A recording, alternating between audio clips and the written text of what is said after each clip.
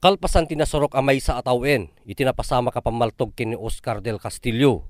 Voluntaryo nga nag-surrender iti maitudtudungos masuspecha ani Alfonso Perea Jr. i Parel, 45 titawen na nga kasinsin mismo tinagbalin nga biktima ani del Castillo. Di lang napalabas nga aldaw may ka-19 nga aldaw iti Septembre. Voluntaryo nga nag-surrender ni Perea kadagiti kaming iti kapulisan ti ili abantay. Nga indadoulwan ni Police Inspector Andrew Rabang, babaen met lang iti tulong ni Vice Mayor Floro Popoy Peredo. Idi kalman around 2:55 PM ni Alfonso nga Perea Jr. yang ki Parel may nag-surrender dito kwerpo iti pulisya. Babaen iti effort ni Vice Mayor Floro Peredo dito ili tayo nga bantay. Ket sigun met iti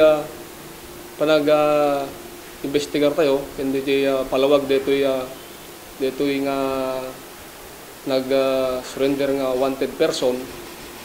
Idi rimorgayam di siya warrant of arrest na sometime ti May dito nga tawen 2010 ket napan naglumlumeng di siya parte iti Abra ket napanunutan kadagitoy napanunutan na metten iti ag-surrender kaya namat iti nga malawlawagan ken natanog agtuloy metten iti DJ proseso DJ kaso na nyanto iti resulta na. Iti bulan iti Mayo 2010, nga sapsapulan di kiti kaming iti kapulisan ni Perea, tapno sangwenan ti kaso a murder kontra kenkwana. Kada ito nga wanted person kita napilaan iti kaso nga murder DJ RTC Branch 21. Bale duwa nga CC number nakaikabel di 6734 ken 6735 with no recommended bail bond.